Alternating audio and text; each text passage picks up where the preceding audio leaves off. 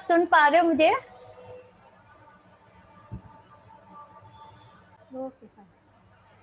Very good evening to all of you. मैं आराधना अग्रवाल मेरे poetic मिल channel के एक मुलाकात कार्यक्रम के अंतर्गत आज जिस शख्सियत से आपकी मुलाकात करवाने जा रही हूँ वो बहुत ही स्पेशल है, बहुत ही खास है।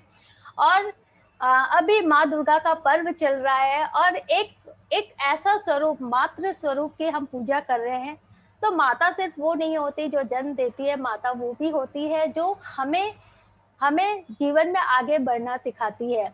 और वो कभी किसी से भेदभाव नहीं करती। हर हर संतान उसकी अपनी होती है, उसे उतना ही प्यार देती है, उसे उतना ही दुलार देती है। वो कभी अपने संतान में कोई कमी नहीं पाती और हर संतान के प्रगति का मार्ग वो प्रशस्त करती है। तो आज जिस शख्सियत से मैं मिलवाने जा रही हूँ वो डॉक्टर हेमलता धूत जी, जो वीडीएस के डायरेक्टर हैं। और वीडीएस एक ऐसी संस्था है जहां वो बच्चे हैं जिन्हें हर समय मदद की जरूरत पड़ती है, जो पूर्णतः हम पर डिपेंडेंट है, हम पर निर्भर है।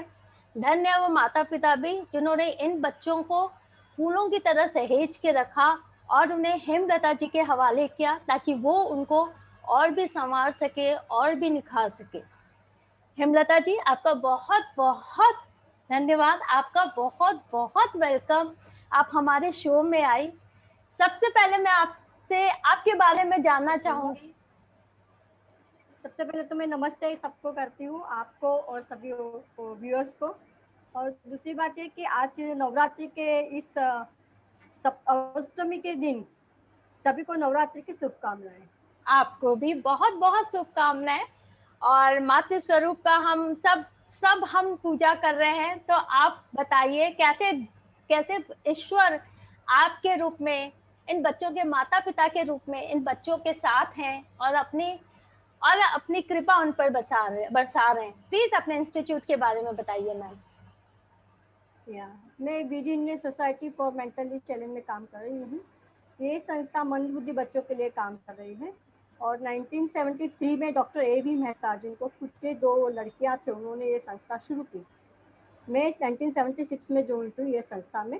एक छोटा सा रोप उन्होंने लगाया था और अभी धीरे धीरे इतने सालों में 40-45 सालों में बड़ा वृक्ष बन गया। और संस्था खास करके मंदबुद्धि बच्चों के लिए काम करती है। साथ साथ में अगर उसके एसोसिएटेड प्रॉब्लम रहा, जैसे ADHD है, ऑटिज्म है, सेरिब्रल पॉल्सी, वो सभी बच्चे की भी आने की सुविधा यहाँ पे है। करीबन 500 बच्चे यहाँ पे अलग अलग सेवाएं का फायदा ले रही है, जिसमें अर्ली इंटरवेंशन से लेके रिहेबिलिटेशन तक सभी सर्विसेज है। और हम बच्चे पेरेंट्स को बोलते हैं कि ये एक मंदिर है, आप श्रद्धा और सबूरी रखो, जरूर से आपको सफलता मिलेगी। क्योंकि हर एक चीज का एक प्रोसेस है, हर एक चीज के लिए समय लगता है। कोई ये सभी जादुई छड़ी नहीं है। पर अगर श्रद्धा से हम प्रयास करें और हम तो उनके साथ है, तो जरूर हमें रिजल्ट मिलता है। जी मैम। तो मैम आप कैसे इंस्पायर हुई इस संस्था से जुड़ने के लिए? मेरा साइकोलॉजी सब्जेक्ट था BA में, और वो टाइम पे हम लोग स्कूल विजिट करते हैं, स्पेशल हॉस्पिटल से स्कूल से सभी। तो मैंने ऐसे एक संस्था विजिट की थी। तो फिर मैंने इंक्वायरी किया कि यहाँ पे पढ़ाना रहा तो क्या करना चाहिए। तो फिर मैंने उसमें कोर्स किया जी। और इसका डिप्लोमा कोर्स था वो मैंने किया आफ्टर ग्रेजुएशन। और फिर मैम आपका म्यूट आ रहा है।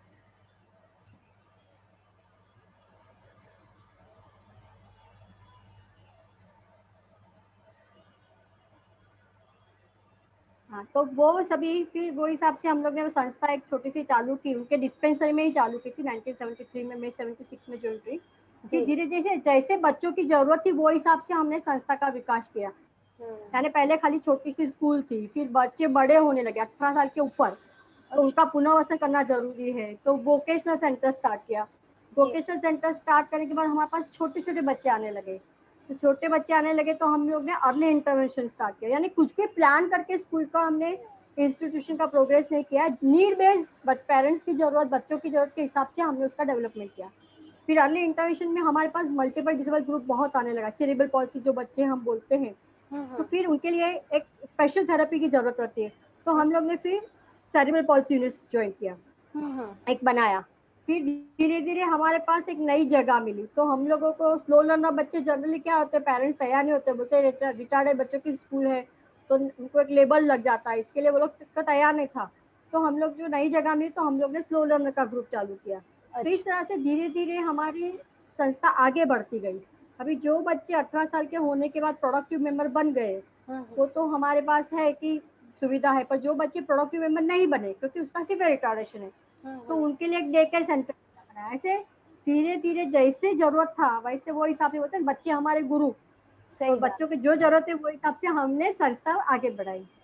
ओके मैम, तो मैम जब ये बच्चे आपके पास आते हैं तो क्या क्या चैलेंजेस आप फेस करते हो इन बच्चों को सिखाने में, संभालने में, क्योंकि ये बच्चे तो पूर्णतः निर्भर होते हैं आप पर। हाँ। जी देखो अभी जब पेरेंट्स सब हमारे पास आते हैं ना तो सबसे पहले तो पेरेंट्स की एक एक्सपेक्टेशन रहती है। पेरेंट्स सबसे पहले तो आंखों में पानी रहता है क्योंकि एक्सेप्ट करना वो बहुत डिफिकल्ट है। बहुत और डिफिकल्ट वो बहुत, क्योंकि सबको लगता है अपना अच्छा बच्चा हो, हेल्दी अच्छा है। हो, और जब उन्हें समझता है कि मेरा बच्चा स्पेशल है तो एक्सेप्ट करना उनके लिए डिफिकल्ट है। तो सबसे पहला हमारा चैलेंजेस वहाँ से शुरू होता है। पेरेंट्स आके बोलते हैं, उसमें स्पेसिफिकली अगर जेनेटिक रीजन से बच्चे हैं तो उनका फेशियल फीचर्स अलग रहता है तो पेरेंट्स थोड़ा भी एक्सेप्ट कर लेते हैं। पर कभी कभी एनवायरमेंट रिजल्ट से बच्चे ऐसे होते हैं तो उनका फेशियल फीचर नॉर्मल रहता है पर बच्चा स्पेशल है, तो वो पेरेंट्स को एक्सेप्ट करना बहुत, मेरा बच्चा तो बहुत अच्छा दिखता है कैसे मैं करे। तो वहां से हमारी शुरुआत होती है कि हमें उनको बताना पड़ता है कि आपके बच्चे की उम्र क्या है और नॉर्मल बच्चे की उम्र में ये बच्चा क्या कर सकता है और आपका बच्चा ये कर सकता है तो नहीं वो नहीं कर सकता। तो फिर आपका बच्चा थोड़ा पीछे है वो आपको मानना पड़ेगा। अभी पीछे है तो उसके लिए हमें क्या करना है, तो उसके लिए हमें तालीम देनी है। हम ऐसे ही छोड़ देंगे तो बच्चा प्रोग्रेस नहीं करेगा, पर अगर सही समय पे हमने उसको तालीम दी तो बच्चा अच्छा प्रोग्रेस करेगा। तो वो हिसाब से हम उनको काउंसलिंग करके पेरेंट्स को तैयार करते हैं एक्सेप्ट करने के लिए। और फिर हम बोलते हैं कि अगर आपने एक्सेप्ट किया तो आप, क्योंकि जब तक माँ बाप एक्सेप्ट नहीं करते तब तक समाज भी एक्सेप्ट नहीं करेगा। नहीं करेगा। तो माँ बाप से शुरुआत होती है हमारी एक्सेप्टेंस की कि आप एक्सेप्ट करो तो सोसाइटी के लोग भी इकट्ठे होंगे, एसोसिएट होंगे आपसे आपको मदद करने के लिए, और ऐसे करके बच्चों में एडेप्टेबिलिटी बढ़ेगी। तो यहाँ से हमारी शुरुआत होती है और तो उसके बाद मैम, फिर बच्चों को देख के हाँ मैम बताइए, हाँ हाँ। बच्चे का लेवल क्या है वो हम जानते हैं पहले। इंडिविजुअलाइज प्रोग्राम होता है हमारी तालीम में।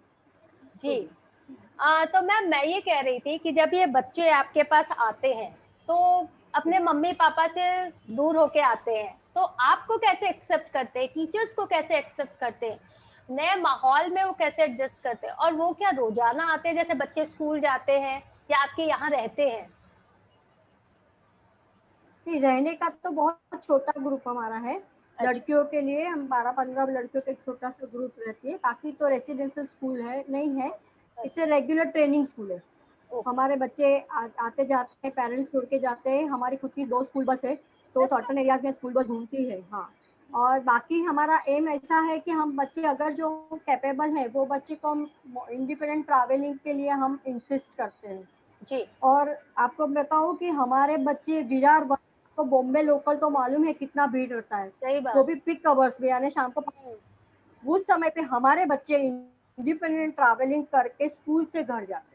अरे बाप, इतना वो बच्चे तैयार हो जाते हैं, स्पेशल एक्टिविटी उनमें आ जाती है। अच्छा क्योंकि जो बच्चे के अंदर कैपेसिटी है तो हम पेरेंट्स को बोलते हैं कि अभी आपको उसको वो इंडिपेंडेंट, क्योंकि जब तक इंडिपेंडेंट ट्रैवलिंग नहीं हुआ तब तक बच्चे काम धंधे पे हम कैसे लगाए, वो भी जरूरी है ना। सही तो बात। जब छोटे हैं तब अलाउड करते हैं बस में, पर जब हमको लगता है कि अभी उसको स्कूल बस की आदत हमको छुड़वानी है फिर वो टाइम पे हम पेरेंट्स का काउंसलिंग करके फिर धीरे धीरे उसका स्कूल बस हम छुड़वाते हैं और उसको हम इंडिपेंडेंट ट्रैवलिंग के लिए प्रयत्न करते हैं तो मैम और बच्चे सीख जाते हैं। ओके, तो मैम सब्जेक्ट्स आप कौन सा पढ़ाते हैं उनको, मतलब एलिमेंट्री मैथ्स है, थोड़े इंग्लिश है, उनका रीजनल लैंग्वेज है, कौन कौन सा सब्जेक्ट्स और कौन सा बोर्ड आप उनके लिए चुनते हैं मैम?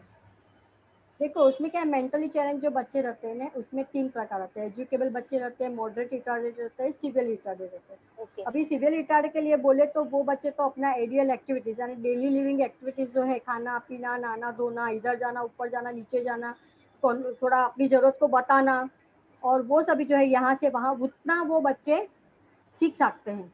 अच्छा। इससे ज्यादा वो थोड़ा बहुत काम प्री वोकेशनल ट्रेनिंग देके उसको खुद को भी काम में ऑक्यूपाई कर सकते हैं। ओके। पर जो बच्चे मॉडर्नली रिटार्डेड है उसमें शायद एजुकेशन हम 3 आवर्स बोलते हैं, यानी रीडिंग राइटिंग और अरिथमेटिक, जो बेसिक जरूरत है, और फंक्शनल रीडिंग राइटिंग बोलते हैं। अभी फंक्शनल रीडिंग राइटिंग क्या है कि अपने अगर अपने घर में बाई है वो पढ़ी लिखी नहीं है तो उसको ये मालूम है कि ये रिन साबु है, ये फिनाइल है, कैसे, क्योंकि उसको वो विजुअली अंडरस्टैंड कर सकते हैं और उतना समझ सकता है कि ये है। वो वैसे फंक्शनल रीडिंग राइटिंग हम बच्चों को सिखाते हैं ताकि वो लोग का इंडिपेंडेंस, जैसे उनको मालूम है कि ये स्टेशन है तो मलाड स्टेशन कहाँ पे आया, बोरीवली स्टेशन कहाँ पे आया, दहीसर स्टेशन कहाँ पे आया, वो रीड कर सकते हैं अपना स्टेशन का नाम, भले उनको लिखना ना आए, और उतना विजुअली फंक्शनल रीडिंग बोलते हैं हम उसको। और इसी तरह से बस नंबर उनका, तो ये हम उसको सिखाते हैं। टेलीफोन नंबर अपना तो डायल कर सकते हैं, यानी बच्चा अगर मॉडर्नली रिटार्डेड है तो पढ़ना लिखना ज्यादा नहीं सीखा तो भी इतना तो वो कर ही सकता है फंक्शनल रीडिंग राइटिंग से, और इंडिपेंडेंटली मूव कर सकता है समाज के अंदर। और जो बच्चे माइल्डली रिटार्डेड हैं, थोड़ा एजुकेबल है, उसको हम सिखाते हैं। और हमारे पास एनआरएस का प्रोग्राम है, नेशनल ओपन स्कूलिंग का प्रोग्राम है, जिसमें प्रथम के अंदर 3rd, 5th और 8th स्टैंडर्ड की एग्जाम्स रहती है, विच इज, और बाद में 10th रहती है। तो उसमें वो लोग को 3 या 4 ही सब्जेक्ट्स करने रहते हैं, मैथ्स रहता है, इंग्लिश रहता है, एनवायरमेंटल स्टडी और कंप्यूटर का नॉलेज वगैरह। तो वो हम बच्चे को, जो बच्चे स्लो लर्नर है या माइल्ड रिटार्डेशन है जिसमें पढ़ने की क्षमता है वो हमें लगता है, तो हम उनको ये प्रोग्राम देके उनको 10वीं तक भी काफी बच्चे पहुंचे हैं। कोई बच्चा तीसरी तक पहुंचता है, कोई 8वीं तक पहुंचता है, कोई बच्चा 12वीं भी करता है, 1-2 बच्चे तो ग्रेजुएट भी हुए हैं। क्या बोल तो रहे हो ये मैम? ग्रुप में बच्चे, अच्छा। हाँ, क्योंकि वाह। इसमें एलडी बच्चे आते हैं हमारे पास, लर्निंग डिसेबल बच्चे, कि जिसको खाली पढ़ने की तकलीफ, सिवियर लर्निंग डिसेबिलिटी रहा तो वैसे तो वो लोग नॉर्मल है, पर खाली पढ़ने की तकलीफ है। और तकलीफ अपने यहाँ पे एजुकेशन का जो प्रोग्राम है वो ऐसा है कि पूरा रोट लर्निंग है, इतने सब्जेक्ट करो, वो हिसाब से ये बच्चे पीछे पड़ते हैं, लर्निंग डिसेबल बच्चे। तो उसको अगर हम लोग एनआरएस से 10th या 12th कराते हैं, बाद में वो नॉर्मल कॉलेज में चले जाते हैं उनके सब्जेक्ट के हिसाब से, या फिर वो लोग वोकेशनल कोर्सेज करके, बोलते हैं ना कि काफी बच्चे अभी हमारे मीडिया में आ गए हैं, मीडिया का काम करते हैं, मास मीडिया में काम करते हैं, ऐसे अभी वो लोग काफी हद तक पहुंच गए अपने लेवल पर, ऐसा है। बहुत अच्छा, बहुत और अच्छा। माइलेज बच्चे को, हाँ, उनको 10th वगैरह करा के हम लोग वोकेशनली रिएप्टेड करते हैं, ऐसा है। तो मैम इन बच्चों की सीखने की क्षमता थोड़ी कमजोर है, लेकिन जो मानवीय गुण है, जो ह्यूमैनिटेरियन, जो उनके अंदर के जो गुण है वो तो पूरी तरह से जागृत है। वो जैसे प्यार क्या है, अपनापन क्या है, ये सब समझते, दोस्ती कर लेते होंगे, एक दूसरे की मदद करते होंगे, क्या ये सब आप देखते होंगे? बहुत है, बहुत ही प्यार देते हैं। अगर हम 1-2 दिन भी नहीं आए तो पूछते हैं क्यों नहीं आए। अगर हमने एकदम अच्छी साड़ी पहनी तो अरे आज बहुत अच्छी साड़ी पहनी, यानी भावना तो उनमें है, जी। प्रकट करने का तरीका अलग है, ऐसा है। और हम लोग जो बोलते हैं, हमारे यहाँ पे हम लोग बहुत सारे फेस्टिवल सेलिब्रेट करते हैं, उसका कारण यही है कि बच्चों के अंदर सोशल एडेप्टेबिलिटी आए, उनको समझे कि किस तरह के समाज में बिहेव करना है। अभी मैं आपको एक एग्जांपल देती हूँ। हमारा एक बच्चा था, वो बच्चा अपनी कॉलोनी में ऐसे खेलता खेलता, कभी भी कोई लेडी हाथ में वजन उठा के जाती है तो दौड़ के जाता था और उसके हाथ से चले कि लाओ आंटी मैं आपको रख के आता हूँ। सो तो ऐसे वो बच्चा करता था। फिर एक दिन वहां पे उसके किसी के घर में कोई रिपोर्टर आई होगी मिलने के लिए, तो उसने ये बच्चे को देखा, ना बच्चा स्पेशल, क्योंकि माइक्रोसॉफ्ट वाली बच्चा था तो दिखने से समझता है कि बच्चा स्पेशल है। तो उसने बोला कि ये बच्चा इतना, ये पर कितना अच्छा बिहेव कर रहा है, इसका मैनरिज्म का इतना अच्छा है, नमस्ते बोलता है किसी को मिला तो, फिर हेल्प करता है। तो बोलते हैं कि हाँ कहाँ जाता है बेटा स्कूल में, तो बोलते हैं ये स्कूल में मैं जाता हूँ। तो वो हमारे स्कूल में आए देखने के लिए कि भाई हम किस तरह से सिखाते हैं, ये बच्चा इतना अच्छा क्वालिटी कैसे हुआ। और ये सब में माँ बाप की भी फर्ज है, क्योंकि हम लोग जो प्रोग्राम देते हैं वो माँ बाप को एक्सेप्ट करना पड़ता है और माँ बाप को चलाना पड़ता है, क्योंकि वही बात क्या होता है, पेरेंट्स का बिहेवियर बहुत इंपॉर्टेंट है इसमें। सही बात। सॉरी, हम पेरेंट्स को बोलते हैं कि आपको अगर बच्चा कुछ सही मांग डिमांड करता है तो आपको उसको ना नहीं बोलनी है, पर अगर उसकी डिमांड आपको गलत लगती है तो आप ना बोला तो फिर हाँ नहीं बोलनी है। अगर बच्चे ने टेंट्रम्स किया करके आप दे दिया, वो गलत बात है। अगर दादा दादी माँ बाप ने ना बोला, दादा दादी ने दिया, वो भी गलत बात है। तो ये सभी सराउंडिंग हमको कंट्रोल करना बहुत जरूरी है, तब बच्चा मैनिपुलेट, पेरेंट्स को भी मैनिपुलेट करता है, क्योंकि उसको मालूम है कि मैंने ये नहीं किया तो दादा के पास जाऊंगी तो दादा दे देगा, दादा ने नहीं दिया तो उसके पास। तो ये सभी हमको पेरेंट्स को इसके लिए काउंसलिंग करना बहुत जरूरी है। तो मैम इन और बच्चे, पेरेंट्स, हम्म तो मैम इन बच्चों के भाई बहन भी होते हैं या सिंगल चिल्ड्रन होते हैं ये बच्चे, माता नहीं नहीं, पिता के भाई बहन भी इकलौते? होते हैं। अच्छा, तो वो नहीं नहीं, सब भी। हर एक बार ऐसा नहीं होता है, भाई बहन भी अच्छा। होते हैं। अच्छा। वहां से हमारी होती है ना काउंसलिंग, हम पेरेंट्स पहले पेरेंट्स का एक्सेप्टेंस लेते हैं, उसके बाद उसके भाई बहनों को इन्वॉल्व करते हैं, क्योंकि आपके पेरेंट्स को पता है आपके जाने के बाद उसके भाई बहन ही उसको संभालेंगे। तो भाई बहन के साथ बच्चे का रिपोर्ट अच्छा होना बहुत जरूरी है। ये एक बहुत ही जरूरी चीज है कि आप दोनों को अलग मत रखो, हो सके तब तक साथ में रखो, ताकि दोनों की एक बार ट्यूनिंग हो जाए। भले वो तकलीफ थोड़ा जाए बचपन में हो, तो बच्चा नॉर्मल बच्चा तो फटाक से नॉर्मल बड़ा हो जाता है, तो फिर वो संभाल सकता है अपने भाई को या बहन को, जो भी रहा वो। तो ये भी हमारी एक काउंसलिंग के अंदर हमारी एक ट्रेनिंग रहती है कि हम भाई बहन को इन्वॉल्व करें। फिर हम लोग पेरेंट्स मीटिंग में भी बुलाते हैं पेरेंट्स को, फिर उसमें कौन से बच्चे ने क्या अच्छा किया, क्योंकि क्या होता है कोई कोई पेरेंट्स बहुत मेहनती रहते हैं, तो कोई कोई पेरेंट्स बिल्कुल एफर्ट्स नहीं लेते, उनको लगता है अभी स्कूल में क्या आना बहुत हो गया, 8 घंटा बैठाना बहुत हो गया, ऐसी उनकी टेंडेंसी रहती है। तो पेरेंट्स मीटिंग में जो पेरेंट्स ने मेहनत किया उसको हम एनकरेज करते हैं, बताते जी। हैं कि देखो इसकी मम्मी ने मेहनत किया तो ये रिजल्ट मिला। फिर पेरेंट्स एक दूसरे को बोलते हैं तुम भी ऐसा करो, देखो मैंने ट्राई किया, अच्छा मिला, सुनता है वो मेरा। मीन्स उस तरह से पेरेंट्स एक दूसरे को जो बोलते हैं वो हमारे बोलने से ज्यादा इफेक्टिव हो जाता है। जी तो मैम। वो हिसाब से फिर वो अच्छा रिस्पॉन्स पेरेंट्स भी हम देते हैं।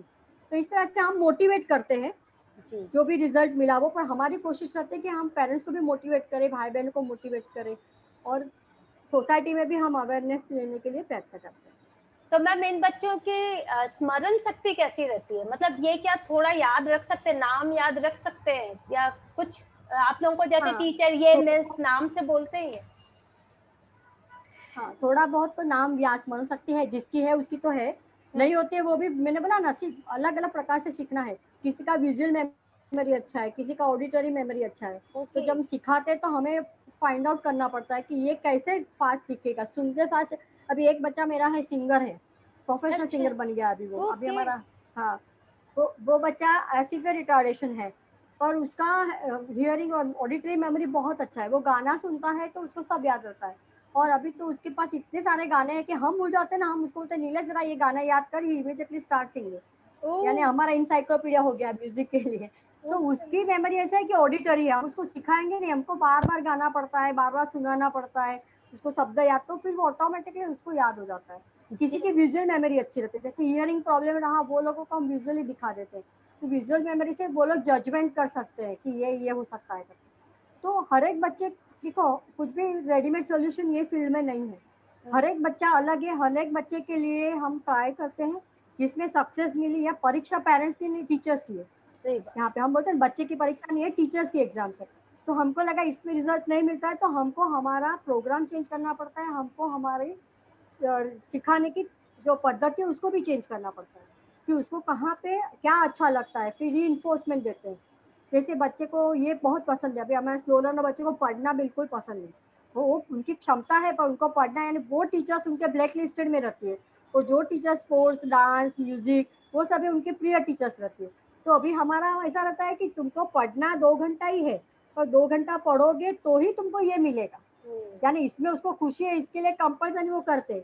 फिर जब अचीव करते हैं तो उनको खुशी मिलते है, जब पास होते हैं एग्जाम में तो फिर वो खुशी हो जाते हैं हम पास हो गए। तो वो पास होने तक की जो उसकी लड़ाई करनी है उसके लिए उनको बहुत तकलीफ होती है, क्योंकि पढ़ना उनके पल्ले नहीं पड़ता और हम उसको पढ़ाते हैं। तो ये सभी पर करते करते बच्चे प्रोग्रेस करते हैं, ऐसा। ओके, तो मैम इनको नॉर्मल बच्चों की तरह थोड़ा पनिशमेंट, थोड़ा रिवॉर्ड, थोड़ा डांट, थोड़ा प्यार ऐसे करते हाँ, हैं या सिर्फ प्यार प्यार प्यार? नहीं नहीं, सब कुछ करते, वो जरूरी भी है ना। अभी जी। रीइंफोर्समेंट बोलते हैं, पॉजिटिव नेगेटिव रीइंफोर्समेंट, यानी उसकी प्रिय चीज नहीं मिलना तो फिर उसको समझेगा कल मुझे ये करना है। खाली जी लाड प्यार मैम। से तो वो लोग चढ़ जाते हैं। तो वो सभी हाँ। पद्धति जैसे नॉर्मल बच्चों के साथ करते हैं उसी तरह से करना पड़ता है, पर हर एक बच्चे का पॉजिटिव पॉइंट क्या है वो हम ढूंढते हैं कि हर एक बच्चे में बहुत सारे तकलीफ होने के बाद कुछ तो भी पॉजिटिव रहता है, तो उस पर हम स्ट्रेस करते हैं। जैसे मैंने बोला कि हमारा बच्चा वो गाता है, तो ऐसे हमारे बच्चे कोई सिंगर्स है तो उसको सिंगर्स की स्पेशल ट्रेनिंग देते हैं, तो बच्चा एकदम उभर के आता है। सही बात। फिर स्पोर्ट्स में अच्छे बच्चे इंटरनेशनल लेवल तक भी जाते हैं और अच्छा। स्पोर्ट्स में इनाम लेके आते हैं स्पोर्ट्स के अंदर। तो हर एक, कोई क्राफ्ट में अच्छा है, कोई किचन में अच्छा है, तो क्या उसमें पॉजिटिव है, क्योंकि हम लोग जब तालीम देते हैं तो सबका एक्सपोजर देते हैं उसको, उसमें से हमें समझ जाता है कि ये चीज उसमें अच्छा करते हैं। फिर उसका स्पेशल ट्रेनिंग देके उसमें उसको रिहैबिलिटेशन के लिए हम लोग आगे बढ़ाते हैं, ऐसा है। तो मैम तो आपके कुछ स्कूल ना की, कुछ तो हाँ मैम आपके स्कूल की अचीवमेंट्स कुछ बताइए ना प्लीज, इन बच्चों को आप कहाँ तक लेकर गई और क्या क्या हुआ मैम? देखो, हमारा अचीवमेंट में देखेंगे तो एक बात मैं आपको 2-3 एग्जांपल्स दूँगी कि अभी हम लोग ने ना रिटेलर ट्रेनिंग का एक पंख करके हमारा एक एसोसिएट था, उसके साथ में किया। एक ही बार हमने किया, पर हमको बहुत अच्छा रिस्पॉन्स मिला। उसमें हम लोग ने उसको रिटेलर ट्रेनिंग का लेक्चर्स देके बच्चों को पूरा कि 15-20 डेढ़ 2 महीने का हमने ट्रेनिंग दिया। हमको भी नहीं मालूम था कि इसका रिजल्ट क्या आएगा और हमारे बच्चे कर सकेंगे, नहीं कर सकेंगे। पर इतना अच्छा रिजल्ट आया कि जब भी फिर वो कॉर्पोरेट आते हैं हमारे स्कूल में इंटरव्यू लेने के लिए, तो अभी तक जो भी प्लेसमेंट हमने किया था वो ह्यूमिनिटी ग्राउंड पे हुआ था। यानी मैं पहचानती हूँ डॉक्टर मेहता और मलाड स्मॉल स्केल इंडस्ट्रीज है, डॉक्टर मेहता की काफ़ी पहचान होती है। उनको रिक्वेस्ट करते हैं, फिर काफ़ी बार पेरेंट्स वो लोग भी मना करते हैं, बोलते पैसे लेके जाओ, आप चाहिए तो डोनेशन लेके जाओ, मैडम उनको यहाँ पे कैसे रखेंगे, हम उन पे कैसे काम कराएंगे। तो वहाँ पे भी हमारा काउंसलिंग रहता है, उसके कोवर्कर के साथ काउंसलिंग रहता है, ऐसा करके के हम बच्चों को प्लेसमेंट करते हैं।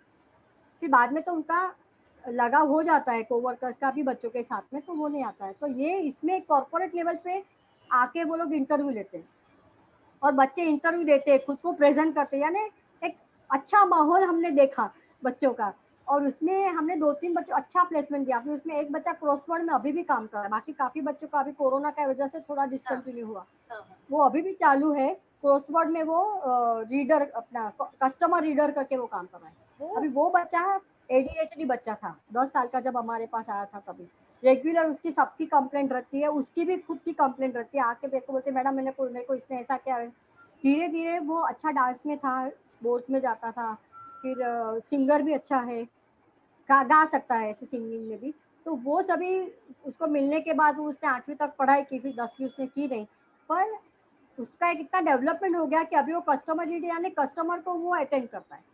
और क्या उसको जब बात भी है। ज्वाइन करने के बाद, हाँ, 2-3 महीने के बाद उसको लगा कि थोड़ा मेरा कंप्यूटर वीक है, मीन्स मैं फास्ट नहीं कर सकता वहाँ पे, और वहाँ पे तो पूरा कंप्यूटर पे काम है।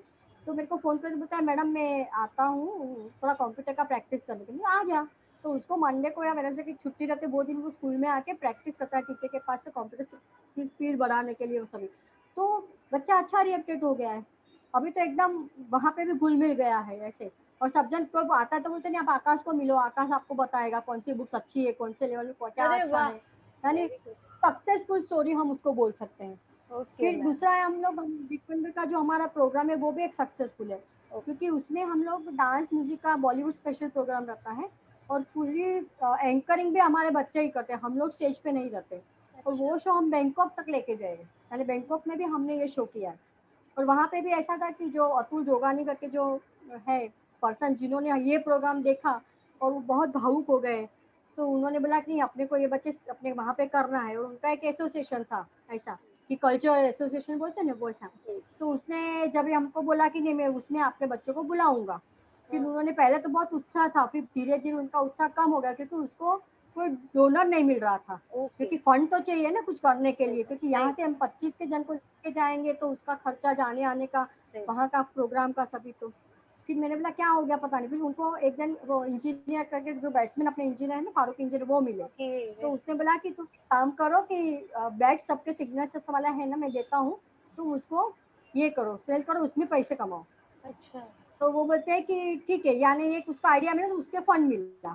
फिर जी। जब प्रोग्राम हमारा चालू हुआ तो कम पब्लिक थी, पर जैसे ही प्रोग्राम चालू हुआ, बच्चों का सिंगिंग चालू हुआ, डांस, सबके फोन उसने किया कि पूरा सिंगापुर बैंकॉक का मार्केट में सब जन बंद करके पूरा हॉल गिच हो गया। क्या क्योंकि बात है। सबने फोन कर बहुत अच्छा प्रोग्राम है, आ जाओ। पहले ये एमआर बच्चे का क्या है, पर सबको लगा कि अरे ये तो बहुत अच्छा प्रोग्राम है। और पूरा बैंकॉक सभी ऑफिस बंद हो गए, फटाफट फटाफट पूरा क्राउड भर गया हमारा ऑफिस का। क्या नहीं, बात इतना है। सक्सेसफुल हो गया कि हमारे बच्चे स्टार बन गए वहां पे जाके। तो वो भी एक अच्छी खुशी है ऐसे। बहुत अच्छा बाकी लगता तो है बच्चे मैम। अभी काम पे लगते हैं, उसकी क्योंकि काम जो, धंधे पे काफी बच्चे जी, लगते हाँ तो मैम ये बच्चे मतलब अच्छी पोजीशन में रहते हैं, असिस्टेंट बनते हैं, और जैसे आप उनको ट्रेन करते हो उसको पूरे अप्लाई करते हैं अपनी लाइफ में, जो भी ट्रेनिंग उनको मिलती है, तो इस तरह से वो दूसरों को भी थोड़ा प्रभावित कर रहे हैं। सुपरविजन।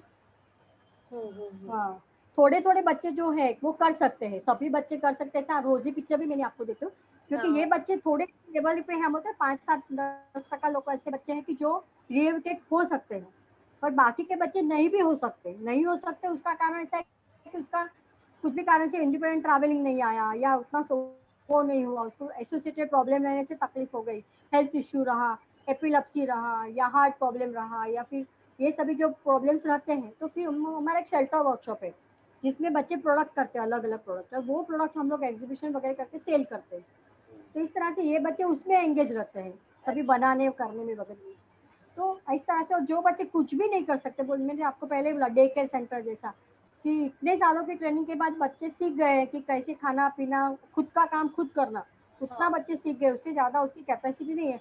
तो उसको डे केयर सेंटर में keep them busy, keep them happy. बच्चे की अंदर की खुशी नहीं मरनी चाहिए, वो हमारा प्रयास रहता है कि वो आनंद में रहना जरूरी है, क्योंकि उसने भगवान एक अवतार लिया है, जीवन लिया है, तो वो भी भगवान के देन है, उसका सोल तो वही है जो अपना है। तो फिर उसको खुशी में रहना बहुत जरूरी है। तो वो हमारा प्रयास रहता है। अभी जैसे रेसिडेंशियल में भी हम बच्चे को रखते हैं, तो हम पेरेंट्स को बोलते हैं कि देखो, हम ऐसे नहीं बोलते परमानेंट रखो, आप थोक के मत जाओ, बच्चे को ये माहौल से परिचित होने दो, उसको अच्छा लगने दो, उसको मन से आनंद होने दो, फिर आप छोड़ के जाओ। उसके पहले खाली आपकी तकलीफ है इसके लिए आप छोड़ के जाएंगे, तो वो हम एक्सेप्ट नहीं करेंगे, क्योंकि हमारे लिए प्रायोरिटी बच्चा है, बच्चे की खुशी है, बच्चे की तकलीफ है। आपके जो प्रॉब्लम्स, क्योंकि बहुत बार क्या होता है कि एडमिशन के टाइम होते हैं, मैडम हमको दोपहर का टाइम चाहिए, हमारे 2 शिफ्ट में स्कूल चाहिए, हमको सुबह का टाइम चाहिए, हमको इवनिंग, मतलब देखो आपकी तकलीफ हम नहीं समझे, बच्चों को क्या जरूरत है, बच्चों को इंडिविजुअल ट्रेनिंग की जरूरत है, तब उसको इंडिविजुअल ट्रेनिंग है, वो फिर हम 8 घंटा नहीं रखेंगे। बच्चे को प्रोसेस में बच्चा आगे बढ़ेगा ना, वो हिसाब से हम उसको तालीम देंगे। तो मैम किस उम्र के बच्चे आप एक्सेप्ट करते हो, कितने बड़े हो, मतलब स्टार्टिंग एज क्या होनी चाहिए आपके स्कूल में एडमिशन की? हमारी तो बिलो 3 इयर्स, यानी जैसे बच्चे डिटेक्ट होते हैं हमारी अर्ली इंटरवेंशन थेरेपी स्टार्ट हो जाती है। अच्छा कि अच्छा। बच्चे अगर छोटे हैं तो उनके माइलस्टोन्स अचीव करने के लिए जो न्यूरो डेवलपमेंट थेरेपी देना है, स्टिमुलेशन देना है, सेंसरी स्टिमुलेशन, वो सभी हम बचपन से ही चालू हो जाते हैं। फिर धीरे धीरे वो बच्चा प्ले स्कूल, प्ले ग्रुप में जाता है हमारा, उसमें फिर ग्रुप वाइज हमारा एजुकेशन होता है। एडल्ट का कुछ हमने ऐसे एज बार नहीं रखा है। हमारे बच्चे जैसे बड़े होते हैं वो वहाँ तक, हमारे पास अभी 50+ भी बच्चे हैं, अच्छा। क्योंकि बच्चे को स्कूल के साथ एक प्रेम हो गया है।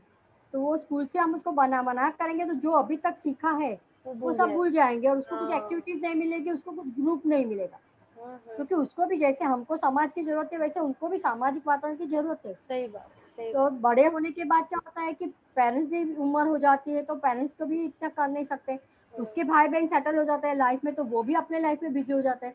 तो आफ्टर ऑल बच्चा फिर अकेला होता है। ठीक है, ध्यान रखते हैं माँ बाप, फिर भी इमोशनली बोलते हैं, तो बच्चा बड़ा होने के बाद थोड़ा अकेलापन रहता है, तो ये स्कूल में आने से वो अकेलापन उसका दूर हो जाता है, क्योंकि उससे एक फ्रेंड मिलते हैं, सभी मिलते हैं, तो बहुत फर्क पड़ता है उसमें। जी जी मैम।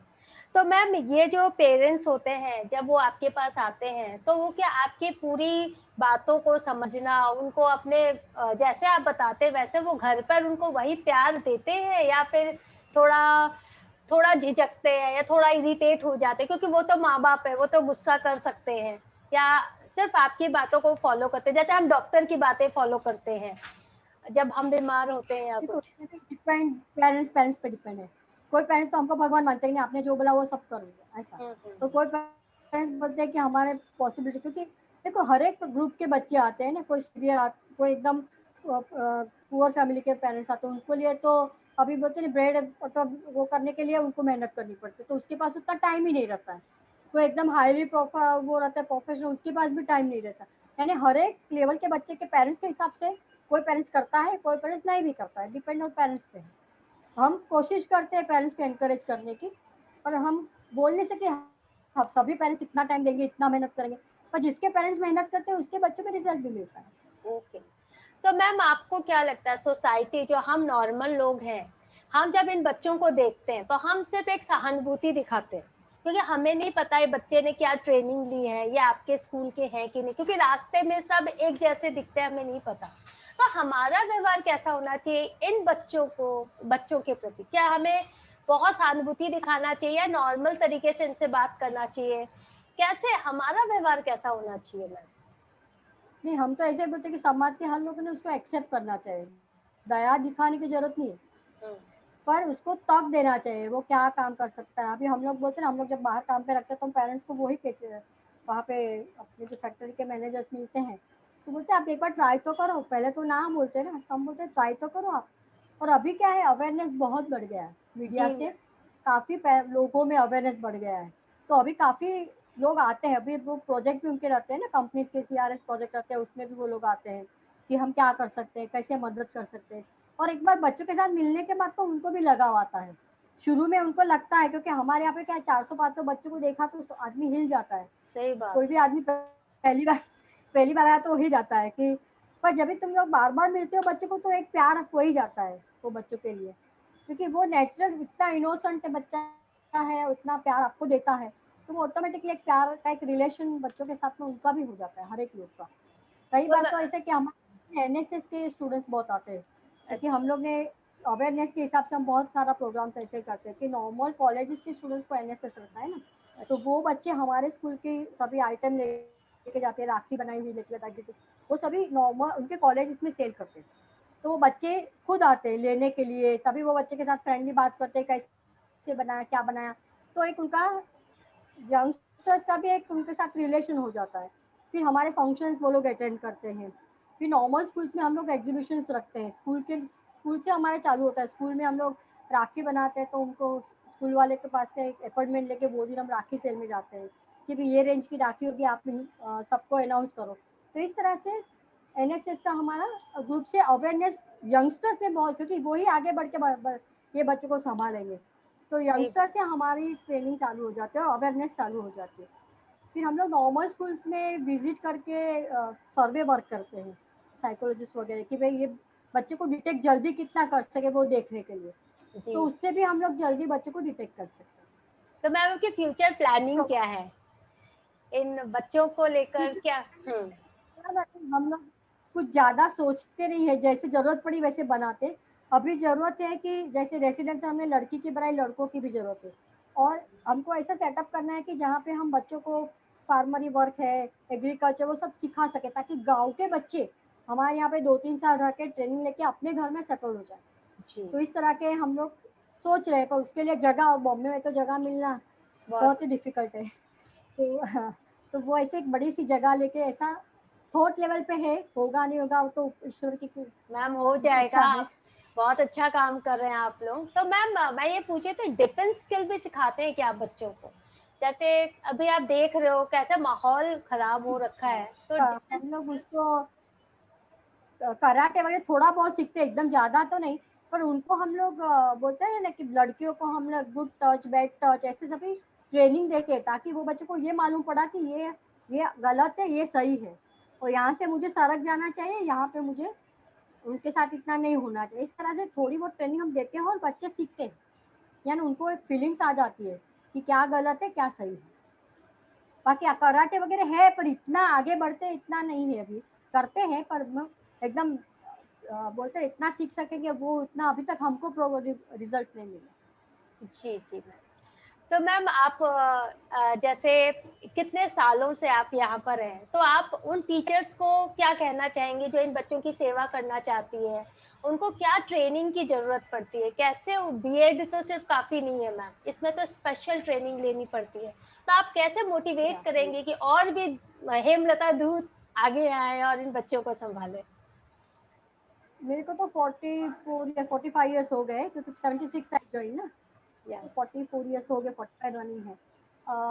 देखो यंगस्टर्स पे इसका स्पेशल, अभी तो आजकल बहुत कोर्सेज चलते हैं स्पेशल एजुकेशन के, और वो कोर्स करने से ज़्यादा मैं बोलती हूँ कि दिल से काम करना है। यानी हम बोलते हैं ना कि 3H इम्पोर्टेंट है, कि तुम दिल से काम करो, दिमाग से सोचो और हाथ से काम करो। यानी हार्ट, हेड एंड हैंड, तो तीनों का तुम्हारा होना जरूरी है। तो वो तुमको जब वो टचिंग आएगा तो तुम अच्छे से काम कर सकोगे ये फील्ड में, क्योंकि नॉलेज को यूटिलाइज करना भी जरूरी है ना। हम लोग सीख लेते हैं सभी कुछ कि भाई ऐसे सिखाना है, थियोरी सब सीख लिया, तो जब उसको इम्प्लीमेंट करना है, वो थियोरी कितनी बच्चों पे काम आती है, उसमें क्या मॉडिफिकेशन करना है, वो सभी चीजें तो हमें एक्सपीरियंस से करते करते आएगी। उसके लिए हमको वो दिल और दिमाग और हाथ तीनों की जरूरत है, सही तो बात। आदमी अच्छा काम कर सकता है इस फील्ड में। तो मैम जो पेरेंट्स जब ऐसे बच्चों को जन्म देते हैं, तो आपको क्या लगता है, इनकी संख्या बढ़ रही है या इनकी संख्या कम हो रही है? मतलब ऐसे बच्चों की संख्या बढ़ रही है आज के दूषित वातावरण में या कम हो रही है मैम? थोड़ा बहुत तो अभी बढ़ रही है करके भी मैं बोलूँगी कि अभी आजकल मेरे को ऑटिस्टिक बच्चे, एडीएचडी बच्चे, ऐसे बच्चे ज़्यादा दिख रहे हैं। अच्छा। और अभी क्या है कि पता नहीं माहौल ऐसा है या समय ऐसा है, पर बच्चे बढ़ रहे हैं ऐसा भी नहीं, क्योंकि अवेयरनेस बढ़ी है पहली बात तो, इसके लिए सबको मालूम पड़ जाता है। और ये ऑटिस्टिक एडीएचडी बच्चे तो बचपन में ही पेरेंट्स को समझ जाते हैं कि, क्योंकि उसकी जो हाइपर एक्टिविटी है वो बच्चे भी पेरेंट्स थक जाते हैं उतनी रहते, तो वो जल्दी से डिटेक्ट हो जाते हैं, ऐसा है।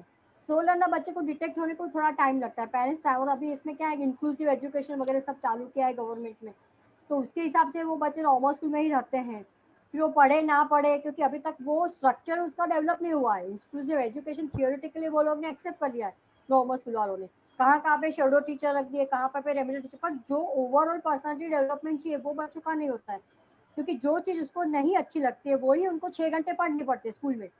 और हमारे यहाँ पे ऐसे कि हमको 2 ही घंटा उसको सिखाते हैं, बाकी के टाइम में उसको पसंद वाली एक्टिविटीज देते हैं, तो दोनों में बहुत बड़ा डिफरेंस है। इसके लिए उसको साइकोटिक प्रॉब्लम नहीं दिखते, पर वही नॉर्मल स्कूल से जब बच्चे हमारे पास 7वीं 8वीं तक जाने के बाद आते हैं, तो काफी बच्चे में हमको साइकोटिक प्रॉब्लम दिखते हैं, डिप्रेशन दिखता है, स्किज़ोफ्रेनिक दिखता है, क्योंकि पूरा बोम्बार्डिंग वो लोग ने एजुकेशन पे ही दिया है जो उसको पल्ले नहीं पड़ता। तो वो बच्चे में फिर बहुत तकलीफ हो जाती है, साइकोलॉजिकल बहुत उसका डिस्टर्बेंस हो जाता है। तो ये सभी अवेयरनेस भी आना जरूरी है। इसके पेरेंट्स अगर जागरूक है तो वो बच्चे का प्रॉब्लम नहीं आता, पर अगर पेरेंट्स जागरूक नहीं है, हमको लगता है चल जाता है ना स्कूल में, स्कूल वाले ने मना नहीं किया ना, जाने दो, तो फिर वो या टीचर्स उनको काउंसलिंग, वो टीचर्स भी ऐसा नहीं कि टीचर ने बोला कि आपका बच्चा थोड़ा डिफिकल्ट है आप टेस्टिंग कराओ, तो पेरेंट्स ने एग्री होना जरूरी है। और गवर्नमेंट के रूल हिसाब से तो हम कुछ नहीं कर सकते, ये सुबह खुद के मन से ही कर सकते, पेरेंट्स डिसीजन ले सकते हैं ना कि भाई मैं ये स्कूल से निकाल के उसको अलग जगह पे रखूँ जहाँ स्लो लर्नर के बच्चे हैं, जहाँ पे पढ़ाई के वाला अलग तरीके से पढ़ाई की जाती है वहाँ पे रखूँ, वो डिसीजन पेरेंट्स का है, टीचर्स नहीं बोल सकते। वो टीचर्स 8 स्टैंडर्ड तक उसको चालू रखती है, और 8 स्टैंडर्ड तक बच्चे की एज कितनी बड़ी हो जाती है, जो फिजिकली बढ़ता है पर मानसिक उसका कुछ होता ही नहीं है। तो मैम तो आपके ये सभी संस्था तकलीफें, तो मैम आपकी संस्था, तकलीफें हमको, हाँ हाँ बोलिए। आपके साथ बोलिए। हाँ, तो मैम आपकी संस्था के और भी ब्रांचेस हैं या एक विद्या जो आपका है वही है, और भी ब्रांचेस हैं मैम? नहीं, ब्रांचेस नहीं है, खाली मलाड में ही हमारी 2 स्कूल चलती है। हाँ एक जी। लैंडमार्क में हमको जगह मिली है वहाँ पे, और एक हमारे जो स्टेशन के पास है वो। जैसे बहुत सारी ब्रांचेस हमारी हुई है। एक ही स्कूल में 6 माले का बड़ा बिल्डिंग है, 6 जी जी। फ्लोर बिल्डिंग है, और वहाँ पे तो मैम आपका बहुत बहुत धन्यवाद, आप हमारे साथ आए, आपने इन बच्चों के बारे में हमें बताया, इनके बारे में हमें जागरूक किया। और मुझे बहुत उम्मीद है कि जो भी माँ बाप, जो भी पेरेंट्स जिनके जिनके बच्चे ऐसे जन्मे हैं, वो तुरंत ही इनसे कांटेक्ट करेंगे, तुरंत ही जो जो टेस्ट ये बोल रही हैं वो टेस्ट करवाएंगे, ताकि ये बच्चे बहुत ही तीव्र गति से सही तरीके से प्रोग्रेसिव हो सके और जीवन पे अपना स्थान प्राप्त कर सके, एक अच्छा मुकाम वो हासिल कर सके। क्योंकि जैसे डॉक्टर हेमलता जी ने कहा कि बच्चे सक्सेसफुल होते हैं, उनमें वो खासियत है, भगवान ने कुछ चीज़ें छीनी है तो बहुत सारी चीज़ें उनको दी भी हैं, और जो दी है वो ये डिटेक्ट करती हैं और उन्हीं पर बच्चों को वो आगे बढ़ाती है।